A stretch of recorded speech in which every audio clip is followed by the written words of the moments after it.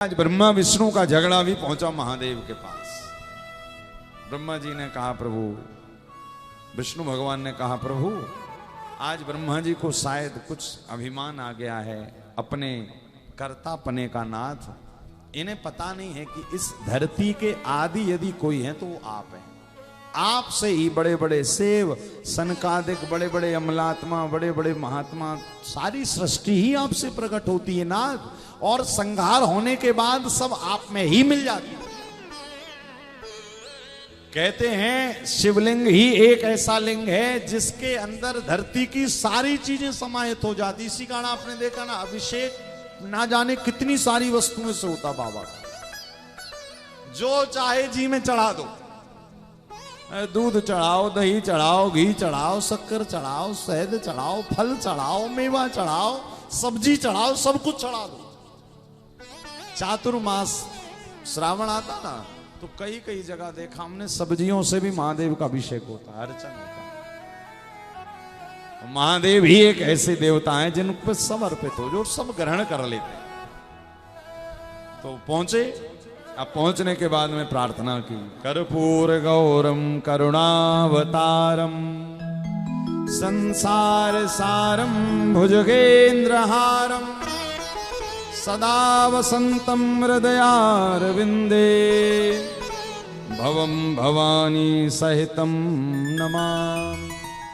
बाबा को प्रणाम किया, हे महादेव, आज ब्रह्मा जी की बुद्धि में जरा अभिमान आ गया। बाबा ने कहा चिंता मत करिए। क्या अभिमान आया? बोले आज इनको अपने कर्तेपन का अभिमान आ गया।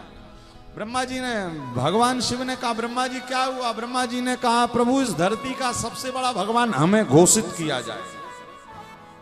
शिव जी ने कहा कभी भगवानों को घोषित नहीं करवाना पड़ता, भगवान स्वभावता, भगवान मन से ही भगवान होते हैं। ईश्वर कौन है? बोले जिसके अंदर षड ऐश्वर्य विद्यमान वो ईश्वर। क्या षड ऐश्वर्य? वो ईश्वर। आज ब्रह्मा जी माने नहीं, कहते हैं देखते देखते भगवान देवादिदेव महादेव ने अपने अंतश्चित्त से मनसा वाचा कर्मणा को एक करके देवादिदेव महादेव ने एक विशाल काय अग्नि के समान ज्योतिर्लिंग प्रकट कर दिया। और धरती पर सबसे पहला शिवलिंग भारत में अरुणाचल प्रदेश की भूमि पर प्रकट हुआ। अरुणाचल प्रदेश पे मार्गशीर्ष के महीने में कहते हैं भगवान अरुणाचल का मतलब क्या? अरुण मतलब अग्नि, अरुण, और आंचल मतलब बहुत बड़ा पहाड़, अंचल, तो नाम पड़ा अरुणाचल प्रदेश। उन्हीं भगवान शिव के नाम पर उसका नाम अरुणाचल प्रदेश पड़ा। सबसे पहला शिवलिंग धरती का कहीं प्रकट हुआ तो भारत को सौभाग्य मिला अरुणाचल प्रदेश की भूमि। भगवान शिव प्रकट हुए, ब्रह्मा जी से कहे यदि आप बड़े हैं तो इस शिवलिंग का पता लगा कर आइए, इसकी ओर छोर कहां तक है। अब देखो जो अभिमानी व्यक्ति रहता है ना वो एकदम ऊपर ही देखता है, और जो जमीन से जुड़ा रहता है वो नीचे देखता है। तो भगवान विष्णु तो प्रभु के चरणों की तरफ देख रहे थे। ब्रह्मा जी ने कहा हम ऊपर ही जाएंगे। शिव जी ने कहा ठीक है तो जाइए फिर ऊपर। अब ब्रह्मा जी गए ऊपर और भगवान विष्णु गए जल में पता करने, क्योंकि जल के देवता। कहते जब नीचे गए पाताल में, भगवान नारायण को तो पता था कि इनका पता लगाना असंभव है। क्यों? शिवलिंग की कितनी व्यापकता है, कितनी विभुता है, ये पता लगाना बहुत मुश्किल है। आप सोचें कि घर में रखा छोटा सा नर्मदेश्वर शिवलिंग क्या करेगा, तो भैया ये मत विचार करना, ये विचार कर लेना कि घर में रखे छोटे से नर्मदेश्वर शिवलिंग क्या नहीं कर सकते। ये सब कुछ कर सकते हैं। घर पे छोटे से लड्डू गोपाल रख लो, ये सब कुछ कर देंगे। छोटे से नर्मदेश्वर रख लो, सब कुछ कर लेंगे। घर पे छोटा सा रुद्राक्ष भी है ना तो वो भी सब कुछ कर लेगा। क्या? इसी का नियम है, घर पे ज्यादा बड़े शिवलिंग नहीं रखते हम लोग। कितने अंगुल के? बोले 4 ऐसे अंगुल लगाकर नाप लिया करो। इतने अंगुल का एक शिवलिंग, अधिकतम ऐसे में 2, बस इससे ज्यादा कर। अधिकतम लिखा है 10 अंगुल, किंतु प्रयास किया जाए 4 अंगुल के हों, 6 अंगुल के। क्योंकि बहुत ज्यादा बड़े शिवलिंग आ जाते हैं ना तो फिर महादेव का परिकर उनके साथ में आ जाता है। महादेव के शिवलिंग के ऊपर के भाग को चंड का भाग कहा जाता है, ऊपरी भाग जो होता है। इसी कारण घर पर जब हम नर्मदेश्वर शिवलिंग रखते ना तो ऊपर के भाग को खाली नहीं रखते, उस पर जरा कुछ ना कुछ अभिषेक करने के बाद लगा देना चाहिए। चाहे बेलपत्री लगा दो, चाहे चंदन लगा दो, चाहे एक चावल का दाना चिपका दो, कुछ भी करो, किंतु ऊपर का भाग खाली मत रखो।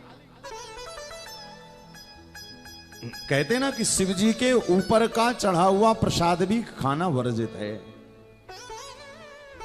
कौन कौन से नर्मदेश्वर शिवलिंग जो 12 ज्योतिर्लिंगों में से ज्योतिर्लिंग है, उनका प्रसाद तो ग्राह्य है, किंतु कुछ कुछ शिवलिंग ऐसे हैं जिन शिवलिंगों के ऊपर यदि प्रसाद चढ़ जाता है तो उसको खाया नहीं जाता, वो चंड का भाग हो जाता है। तो आज भगवान शिव के ऊपर का भाग ब्रह्मा जी पता लगाने गए।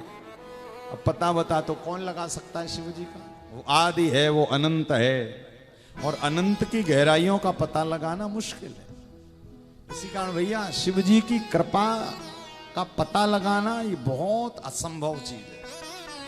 इसी कारण कई लोग ऐसे प्रश्न करते, महाराज शिव जी पर ये क्यों होता है, दूध क्यों चढ़ता, दही क्यों चढ़ता है, ये पता लगा। ऐसा कभी मत किया करो ना, अपने मन में ऐसा विश्वास लाया करो। मन में यदि अविश्वास हो रहा है, देखिए 4-5 चीजें यदि जीवन में हो रही हैं, कौन कौन सी? यदि भगवान की पूजन करते करते आपके मन में अविश्वास हो रहा है, मस्तक पर तिलक लगाने के बाद यदि आप समाज में कहीं निकल रहे हो और आपको लग रहा है हमारे मस्तक पर तो तिलक लगा, कोई क्या कहेगा? हाथ में माला जपने में, समाज में, परिवार में यदि शर्मिंदगी महसूस कर रहे हो, इसका मतलब अभी आपके ऊपर भगवान की पूर्ण कृपा नहीं है। क्यों? अरे जब हाथ में माला ले ली, दीवाने बन गए तेरे, तो फिर दुनिया से क्या मतलब? तेरी गलियों में आ बैठे, जो होगा देखा जाएगा। तुम्हें अपना बना बैठे महादेव, जो होगा देखा जाएगा। जब उनको बना ही लिया है तो फिर दुनिया से क्या डरना? और याद रखिए, दुनिया ना आपको बात बात पर रोकेगी, टोकेगी। दुनिया का सबसे पहला काम है आपके भजन में बाधा उत्पन्न करना। कल ही हमारी बात चल रही थी अमेरिका माता जी से, जो गौरी जी, तो कल वो बहुत मजे की बात बता रही थी। बोले महाराज हम भले अमेरिका में हैं, किंतु एक बार उज्जैन आए थे तो बोले यहाँ से हमने वैसे हर हर महादेव वाली ड्रेस खरीदी।